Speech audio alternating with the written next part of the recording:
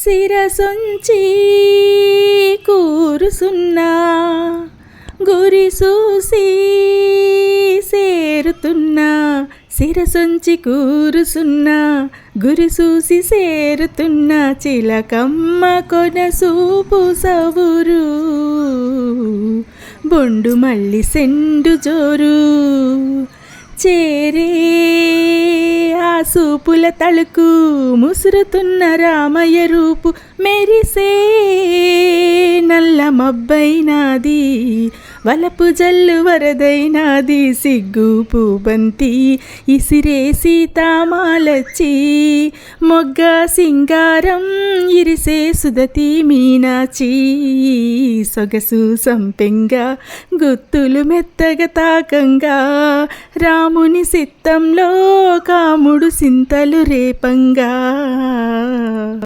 అందరికీ నమస్తే అండి. నా పేరు శైలజ. ఛానల్ సపోర్ట్ చేస్తున్న ప్రతి ఒక్కరికి పేరు పేరున ధన్యవాదాలు. ఈరోజైతే మరో మంచి వీడియోతో మీ ముందుకు వచ్చేసాను. స్వయం కృషి మూవీలోదండి ఈ సాంగ్. మూవీ అయితే సూపర్ హిట్ అండ్ సాంగ్స్ అన్నీ కూడా చాలా చాలా బాగుంటాయండి. కె విశ్వనాథ్ గారి డైరెక్షను, మా అన్న హీరో అండ్ కేవి మహాదేవన్ గారి మ్యూజిక్ అనుకుంటానండి. వీలైతే కాదండి, యూట్యూబ్లో వెతకండి, ఉంటుంది తప్పకుండాను. ఖచ్చితంగా ఈ మూవీ చూడండి, ఎంత బాగుంటుందో. ఫస్ట్ నుండి కూడా వాళ్ళ ఇల్లు కానీ అసలుకి మన కె విశ్వనాథ్ గారు గోదావరి ఒడ్డంటే చాలా ఇష్టం కదండి. అక్కడ కట్టుకున్న ఇల్లు అండ్ ఆ మూవీ కూడా అండి నేను అస్సలు చెప్పలేను. మీకు చెప్తూ మళ్ళీ ఈరోజు ఆ మూవీ అయితే తప్పకుండా చూస్తాను నేను కూడాను. నిన్న చాలా పనులు అయినాయండి. బోల్డ్ అండ్ బట్టలు నానబెట్టాను అండ్ వంటగదిలో మనం స్టిక్కర్స్ అతికించాం కదండి, అవి తీసేసిన తర్వాత అది కొంచెం బరకగా జిడ్డుగా అలా ఉండిపోయింది. అవన్నీ కూడా క్లీన్ చేసాము అండ్ మేడ క్లీన్ చేశాను. బట్టలు నేను ఉతుక్కున్నాను. అంటే మ్యాక్సిమం పనులు నేనే చేశానండి. మా ఫ్రెండ్ హెల్పర్ కూడా కొద్దిగా హెల్ప్ చేశారు. సో వీడియోలో అయితే ఏదో ఒక వర్క్ అవుతూనే ఉంటుందండి. మన టాపిక్ అయితే ఇది కాదు ఏంటి, మనం వద్దనుకున్నా కావాలనుకున్నా ప్రతిరోజు మారుతూనే ఉంటుందండి. అన్ని రోజులు ఒకేలా ఉండవు అండ్ అన్ని రోజులు ఆనందంగా ఉండవు, అన్ని రోజులు బాధాకరంగా ఉండవు. ప్రతిరోజు ఇటు అటు ఈ క్షణం ఉన్నది మరో క్షణం ఉండకపోవచ్చు. కానీ అందరికీ కూడా ఆనందంగా గడపడానికే చాలా చాలా ఇష్టపడతామండి. ఇది ఎవరికైనా అడగండి, ప్రతి ఒక్కరికి ఆనందమే కావాలి. ఈవెన్ తప్పు చేసిన వాళ్ళు కూడా తప్పు ఎందుకు చేశారంటే ఆనందం కోసం చేశారని చెప్తారు. కాకపోతే వాళ్ళని పెంచే విధానం, వాళ్ళ పరిసరాలు ఇవన్నీ కూడా. సో అల్టిమేట్ ఏంటంటే ప్రతి ఒక్కరికి ఆనందంగా ఉండటమే కావాలి. దీని గురించి చాలామంది తత్వవేత్తలు, ఫిలాసఫర్స్ ఏమంటారండి, రైటర్స్, వీళ్ళందరూ కూడా మానసిక శాస్త్రాన్ని బాగా చదివి ఎప్పటి నుండో చెప్పుకుంటూ వస్తున్నారండి. వినడం మనకి కొత్త కాదు, చదవడం కొత్త కాదు, రాయటం కొత్త కాదు. ఎవరో ఒకరు ఏదో ఒకటి చెప్తే అది ఫాలో అవుదామనేసి కొంచెం మోటివేషన్ అవ్వడం కూడా కొత్త కాదు. సో మరి కొత్తగా ఏం చెప్పుకుంటామండి, ఎప్పుడూ జరుగుతున్న ప్రాబ్లమ్సే, ఎప్పుడూ అవుతున్న సిచ్యుయేషన్సే అవుతూ ఉంటాయండి. అటు. కొంతమంది ఏమంటారంటే ఇవన్నీ వినటానికి, చదవడానికి, చూడడానికి బాగుంటాయేమో కానీ ఆచరించడానికి మాత్రం చాలా కష్టం అండి. అండ్ మన టైంకి వచ్చేసరికి అవి ఆచరించడం మరీ కష్టం. ఎందుకంటే ఎవరికైనా సలహా ఈజీగా ఇచ్చేస్తామండి, కానీ దాన్ని ఆచరించడం అంటే చాలా కష్టము. అఫ్కోర్స్ దీని గురించి కొంతమంది మీద ప్రయోగాలు కూడా చేశారండి. ఎందుకంటే ఇప్పుడు ఏంటంటారు, ఈ వైరల్ ఫీవర్లో లేకపోతే మలేరియా, డెంగ్యూ, క్షయ, లేకపోతే ఇంకా ఏవో ఎయిడ్స్, ఇవన్నిటినీ కూడా కొంత మందులు మాకులతో సెట్ చేయగా కరోనాను కూడా ఏంటంటారు దాంతో సెట్ చేశారు కదండి. కానీ మనసుల్లో ఉండే బాధని కానీ, మనసుల్లో ఉండే భయాల్ని కానీ, ఫోబియాలని కానీ దూరం చేయడానికైతే ఇప్పటికీ కూడా ఏదో ఒక ప్రయత్నం అవుతూనే ఉంటుందండి. ఎన్ని మందులు వచ్చినా, ఎవరు ఎంత చెప్పినా కూడా మనకి మాత్రం ఎప్పటికప్పుడు మనసుకు సంబంధించిన విషయాలను మనం తెలుసుకుంటూ ఉంటేనే దాని నుంచి మనం ఓవర్కమ్ అవుతామండి. అండ్ అన్నిటికంటే పెద్ద సమస్య, అతి పెద్ద సమస్య, మనం నిత్యం ఫేస్ చేసే సమస్య ఏంటంటే మనం చెప్పినట్లు మన ఇంట్లో వాళ్ళు వినరు, మనం చెప్పినట్లుగా మన పిల్లలు వినరు. మనం వాళ్ళ బాగు కోసమే చెప్తాము, వాళ్ళు జీవితంలో ముందుకు ఎదగాలని, పైకి రావాలని, వాళ్ళ ఆరోగ్యం సరిగా ఉండాలని, వాళ్ళ మంచి కోసమే 100% చెప్తామండి. కానీ మన మాట వినరు. ఇక్కడ ఎన్ని బట్టలు ఉన్నాయండి. రోజు బట్టలు ఉతకడానికి అయితే అవ్వటం లేదు. సో ఈరోజు మా హెల్పర్ వేరే దగ్గర రోజు కూలీకి ఎక్కడికో పాపం వెళ్ళిందనమాట. నేను ఇంకెందుకనేసి రోజు ఇలాగే అయిపోతుంది, మళ్ళీ సండే వచ్చేస్తుందని నిన్న నానబెట్టేశాను. ఎంత టైం పట్టిందో, కాకపోతే నీళ్ళలో ఉండడం చల్లగా అనిపించిందండి. అస్సలు అలుపు అనిపించలేదు, కానీ లాస్ట్లో మాత్రం జాడించేసరికి సరదా తీరింది. సో అమ్మో, మన టాపిక్ అయితే ఇది కాదండి. మన టాపిక్ ఎక్కడికో వెళ్ళిపోతుంది. మాట వినకపోవడం అన్నది చాలా చిన్న విషయంలా అనిపిస్తుంది, కానీ ఎక్కువ మనస్తాపానికి గురి చేసేది మాత్రం ఇదేనండి. మన ఇంట్లో మన భర్త మన మాట వినరు, మన పిల్లలు మన మాట వినరు. మన ఇటంటే అటంటారు, ఇది చదువంటే అది చదువుతామంటారు, ఈ గ్రూప్ తీసుకుంటే ఆ గ్రూప్ తీసుకుంటామంటారు, ఇది ఎంచుకో కెరియర్గా అంటే అది ఎంచుకుంటారు, ఈ పెళ్లి చేసుకుంటే వాళ్ళకి నచ్చింది చెప్తూ ఉంటారు. అండ్ భర్త రోజువారీ అవుతున్నవేనండి. చిన్నప్పటి నుంచి కూడా ఎవ్వరు కూడా మన మాట వినరండి. మన మాట ఎలా వింటారండి? వాళ్ళకి ఒక బ్రెయిన్ ఉంది, వాళ్ళకి ఒక మనసు ఉంది, వాళ్ళకి ఒక ఇష్టాలు ఉంటాయి. కేవలం వాళ్ళని మన గదిలోనే బంధించేసి, మన ఇంట్లోనే బంధించేసి, మన బ్రెయిన్కి తగ్గట్టుగా వాళ్ళని పెంచామనుకోండి, అంటే గూట్లో గువ్వలాగా. సో అప్పుడు వాళ్ళు మన మాటలు వింటారు, పంజరంలో రామచిలుకలాగా అప్పుడు వింటారేమో. కానీ బయటికి వెళ్ళేటప్పుడు, 10 మందితో కలిసేటప్పుడు మీరు చెప్తుంది మంచిగానండి, కాదని అనలేదు. ఫ్యామిలీ అభివృద్ధి కోసమే మీరు చెప్తారు, ఫ్యామిలీ సంతోషం కోసమే మీరు చెప్తారు, కానీ మాట వినరు. ఎందుకు వినాలి చెప్పండి? మీరు వాళ్ళ మాట వినొచ్చు కదా. మీకు అర్థమవుతుందా అండి? అంటే మీకు కొన్ని ఏమంటారు, మీ తాలూకు ఫార్ములాస్ మీకున్నాయి. మీరు బాగా ఆలోచించి అతి కేర్ తీసుకొని వాళ్ళకి ఏది మంచిదో అది మీరు చెప్తున్నారు అని మీరు అనుకోవచ్చు, కానీ వాళ్ళ దృష్టిలో అది కాకపోవచ్చు. సో నేనేమంటానంటే, ఒకరిని మనం ఇది చెయ్యండి, అది చేయండి, నా మాటే వినండి అని చెప్పేదానికంటే, వాళ్ళు చేసే దాంట్లో మంచి చెడు కొంచెం వాళ్ళకి నచ్చ చెప్పి వాళ్ళకు మనం డెవలప్ అవ్వడానికి ఒక ఛాన్స్ ఇచ్చామనుకోండి. అది చిన్నప్పటి నుంచి వాళ్ళకి స్కేటింగ్ ఇష్టం అనుకోండి, మీకు స్విమ్మింగ్ ఇష్టం అనుకోండి, వాళ్ళకి ఇష్టమైన స్కేటింగ్ ముందు నేర్పించండి. ఆ తర్వాత మీకు నచ్చిన స్విమ్మింగ్ని కూడా మీరు నేర్పించడానికి వాళ్ళు రెడీ అవుతారు. మీకు అర్థమవుతుందా అండి? అలానే పిల్లలకు మ్యాథ్స్ అంటే ఇష్టం అనుకోండి, మ్యాథ్స్ నేర్పించండి. లేదా మ్యాథ్స్ వద్దు అనుకోండి, ఇంకేదో సోషల్ ఇష్టం అనుకోండి, సోషల్లో మంచిగా వాళ్ళకి చెప్పిస్తూనే మ్యాథ్స్ వైపు కూడా కొంచెం రానివ్వండి. అంటే ఫస్ట్ ప్రయారిటీ మీరు వాళ్ళకి ఓకే అన్నట్టుగా కనిపించారనుకోండి, తర్వాత వాళ్ళు మీ మాటలకి డబుల్ ఓకే అంటారండి.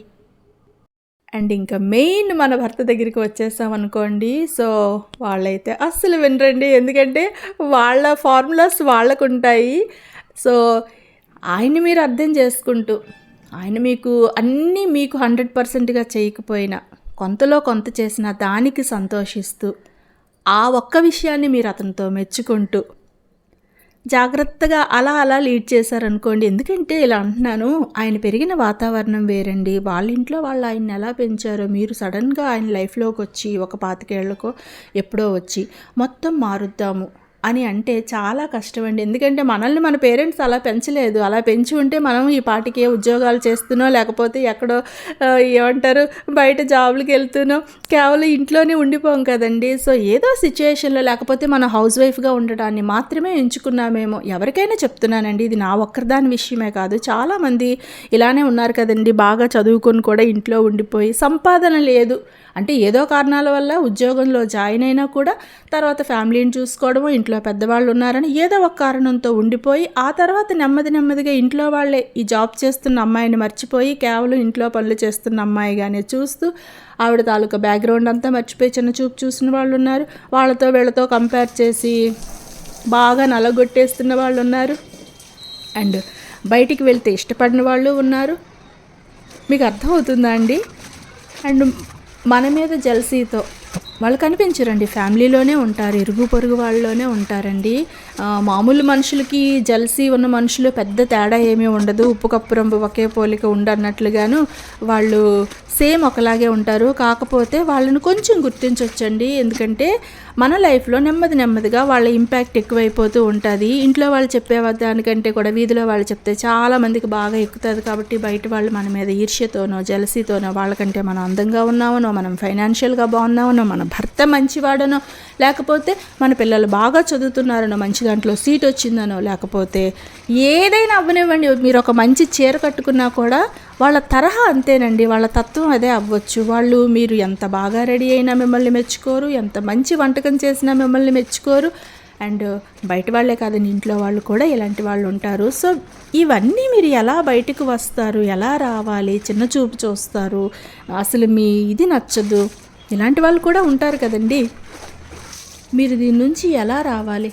అండ్ ఇంకొంతమంది భర్తలు ఉంటారండి, అంటే భార్యలు కూడా ఉంటారు, కాకపోతే కొన్ని మనస్తత్వాలు, ఆడవాళ్ళు ఈర్ష్య, జలస్, అసూయ ఇవన్నీ ఒకటే అనుకోండి, కొంచెం ఏమైనా వేరియేషన్స్ ఉంటాయేమో నాకు తెలియదు, కానీ ఇలా ఉండేవాళ్ళు ఎక్కువ మంది ఉంటారు. అబ్బాయిల్లో జలస్ అలాంటిది ఉండదండి, కాకపోతే పోటీతత్వం ఉంటుంది. కానీ కొన్నింటికి ఆడవాళ్ళకి మగవాళ్ళకి ఉన్నా కూడా మగవాళ్ళు అప్పర్ హ్యాండ్లో ఉంటారండి.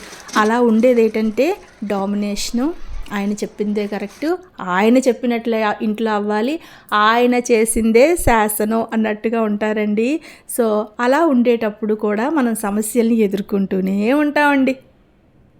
అండ్ కొంతమంది ఉంటారండి, వీళ్ళైతే మెయిన్ మన ఎమోషనల్ వీక్నెస్ని బాగా టార్గెట్ చేస్తారండి.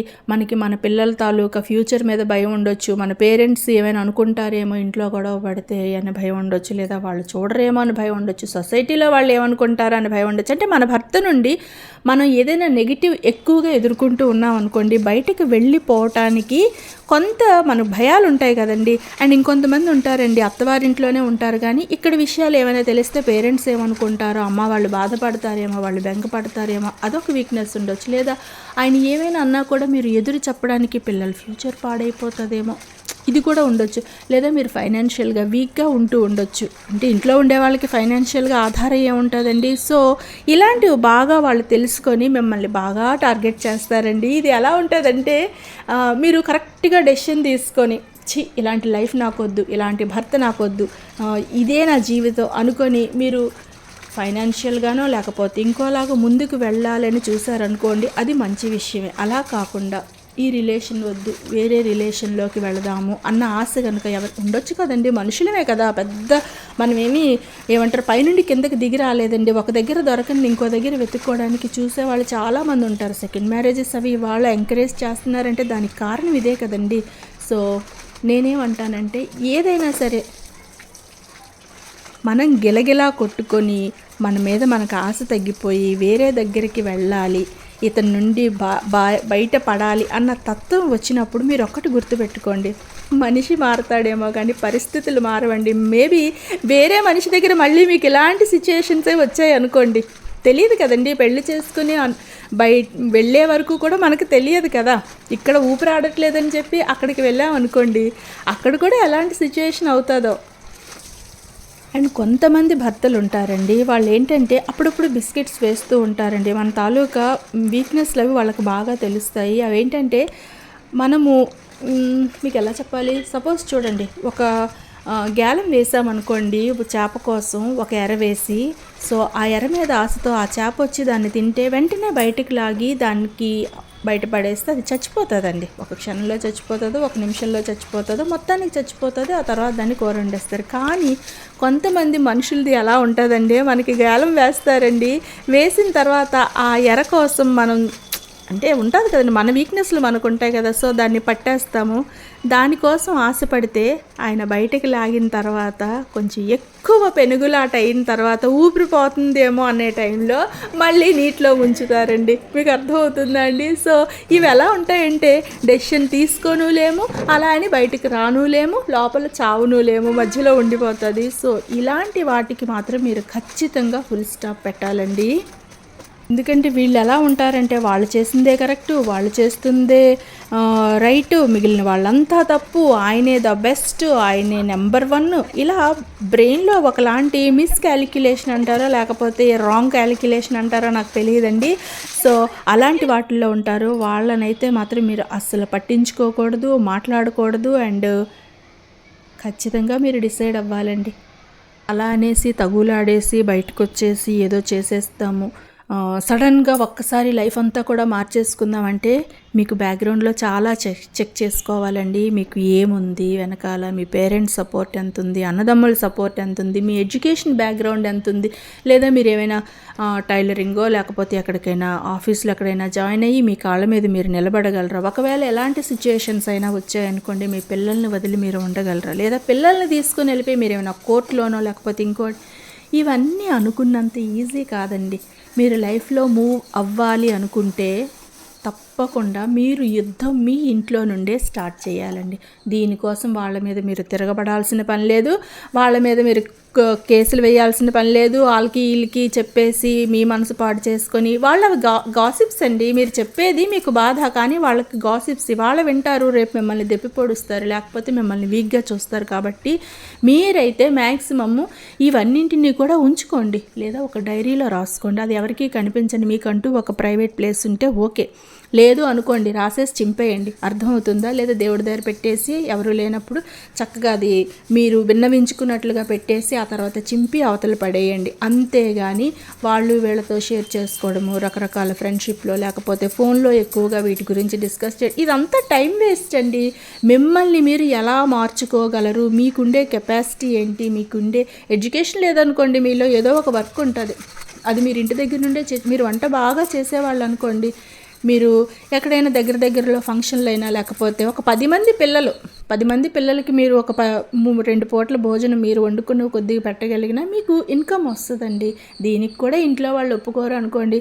మీ హాబీస్ మీరు నేర్చుకోవాలనుకున్నది దానికి కూడా ఒప్పుకోరు అనుకోండి, అప్పుడు మీరు ఏం చేస్తారండి?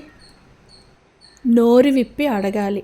ఆ అడిగేటప్పుడు కూడా మీ భాషను మీరు కంట్రోల్లో పెట్టుకోవాలి. ఇంతవరకు ఎంతో సహించారు అని చెప్పేసి నోరు కొంచెం ఇదైంది అనుకోండి, అక్కడ కూడా మళ్ళీ అంటే ఇది ఎలా ఉంటుందంటే అటొచ్చి ఏదో ఆకొచ్చి ముళ్ళొచ్చి ఏదో అంటారు కదండి, ఎటొచ్చినా సరే మనకే ప్రాబ్లం అవుతుంది. కాబట్టి అంటే మనం బాధపడతాం. ప్రాబ్లం అంటే ఇంకేం కాదు, ఎందుకంటే బాధ ఇంకేమీ ఉండదు. కానీ ఒకవేళ మనం ఏమైనా అనేసాం అనుకోండి, మనం మళ్ళీ వెనక్కి ఆలోచిస్తారే ఇలా అనేసాం కదా ఉంటుందండి. లేడీస్కి మ్యాక్సిమము ఆ మెంటాలిటీ ఖచ్చితంగా ఉంటుంది. అలానే జెంట్స్లో ఉండదంటే వాళ్ళలో కూడా ఉంటుందండి. కాకపోతే అలాంటి వాళ్ళు ఎక్కడో మహానుభావులు ఉంటారు. అలాంటి వాళ్ళకి గయ్యాళి దొరికితే వాళ్ళకి ఒక నరకం ఉంటుంది. సో మనదైతే హౌస్ వైఫ్ ఛానల్ కాబట్టి మ్యాక్సిమం నేను లేడీస్ ఓరియంటెడ్గానే చెప్తున్నానండి. వీడియో నచ్చితే తప్పకుండా లైక్ చేయండి, కామెంట్ చేయండి, షేర్ చేయండి అండ్ సబ్స్క్రైబ్ చేయండి. ఇది చెప్పడం మర్చిపోతున్నాను ప్రతిసారి. ఇక్కడైతే బట్టలు ఆరబెట్టిన తర్వాత ఈ ఆకులన్నీ తుడిచి మళ్ళీ ఈ ఆకుల్ని ఒక కంపోస్ట్గా రెడీ చేయడం కోసం ఒక టబ్బులో వేసి దాని మీద మట్టేసి మళ్ళీ నీళ్లు పోసి దీన్ని కూడా మేము కంపోస్ట్ లాగే యూజ్ చేస్తామండి. ఏంటో ఆకులన్నీ కూడా పెద్ద చెట్లు కూడా ఆకులు ఈ కలర్లోనే ఉన్నాయి. మరి ఎండ వల్ల ఏంటో నాకు తెలియదు. నేనైతే మాత్రం గులాబీ మొక్కలకి కొంచెం టెన్షన్ పడుతున్నానని అనుకోవచ్చు, కానీ మన చేతుల్లో ఏమీ లేదు. మ్యాక్సిమం చేశాను. తర్వాత వాటిది మన టాపిక్. సో మీ బాధ్యత ఏదైతే ఉందో అది మీరు జాగ్రత్తగా చేయండి. మీ ఇంటి పనులు, వంట పనులు, పిల్లలకు చేయాల్సినవి, భర్తకు చేయాల్సినవి అన్నీ కూడా మీరు ఒక షెడ్యూల్లో చేసుకోండి. వాళ్ళందరూ కూడా ఇంటి దగ్గర ఉండిపోరు కదా, బయటికి పోయాక అంటే బయటికి వెళ్ళిపోయాక అంటే కోపం వస్తే అలాగే కదండి అంటారు. సో మీకు ఏది ఇష్టమో ఇవాళ ఫోన్ అయితే ప్రతి ఒక్కరికి ఉంటుంది. కాబట్టి మీకు నచ్చింది మీరు ఆన్లైన్లోనే నేర్చుకోండి. ఫ్రీవే ఎక్కువ ఉంటాయండి. మీరు దీనికి సంబంధించి మళ్ళీ బయటికి వెళ్ళి డబ్బులు కట్టి అలా కూడా లేదు. సో ఫోన్ తీయండి, వేస్ట్ క్లాత్లు ఉంటే తీయండి. అంటే నేను ఎక్కువ మిషన్ ఎందుకు చెప్తానంటే లేడీస్కి చాలా ఈజీగా ఉంటుందండి. ఎడ్యుకేటెడ్ అయినా ఎవరైనా సరే, లేదా కొంతమంది వంటలు చేస్తారు, బాగా ఇష్టంగా చేస్తారు. అవి ఏంటంటే మనకి ఈజీగా మన ఇంట్లోనే చేసుకునేవిగా ఉంటాయి. కాబట్టి అది నేర్చుకోవచ్చు, కుకింగ్ నేర్చుకోవచ్చు, వంటలు నేర్చుకోవచ్చు, లేదా రకరకాల ముగ్గులు మీరు యూట్యూబ్లో చేసి మీకు ఇంట్రెస్ట్ ఉంటే చక్కగా వాటిని మీరు వేస్తూ కూడా ఎంతోమంది ఉన్నా కూడా ఇంకా చాలామంది మిగిలిపోతారండి చూడకుండానే. ఎందుకంటే వాళ్ళకి ఇప్పుడు నేనే ఉన్నాను, చాలామంది ఛానల్స్ ఉన్నాయి, కానీ నాకెందుకు మీరు ట్యూన్ అయ్యారంటే మన మైండ్ సెట్ అలా ఉంటుంది. సో మీరు ముగ్గులు వేసేవాళ్ళు అనుకోండి, మంచి ముగ్గులు ఒక పేపర్ మీద వేయండి, ఒక వరిపిండితో వేయండి, ఎలాగో ఒకలాగా మీకుండే క్రియేటివిటీని పెంచుకోండి అండ్ అట్లా నేర్చుకోండి. ఆ తర్వాత ఏదైనా మీరు చేయగలుగుతారు. మీ మీద మీకు నమ్మకం వస్తుంది, మీకుండే పరిస్థితుల నుంచి మీరు బయటకు వస్తారు. అలాగ ప్రాబ్లమ్స్ గురించి ఆలోచిస్తూ ప్రాబ్లమ్స్లోనే ఉండిపోయి మీ ఆరోగ్యం పాడు చేసుకొని దానివల్ల వాళ్ళకి ప్లస్ పాయింట్ తప్పించి మీకు మంచి జరిగేదైతే 1% కూడా ఉండదండి. మీరు కుంగి కృషించిపోయి మానసికంగా మంచం పట్టేసి లేకపోతే ఏమంటారు ఆందోళన, టెన్షన్, డిప్రెషన్ ఇవన్నీ వచ్చేసి మీరు కనుక లేవలేని పరిస్థితికి వస్తే మీరు బాగా ఉన్నప్పుడే చూడని వాళ్ళు మీరు బాగాలేనప్పుడు ఏం చూస్తారండి? ఇది ఏమైనా మూవీయే ఏంటి? So take care and thank you for watching.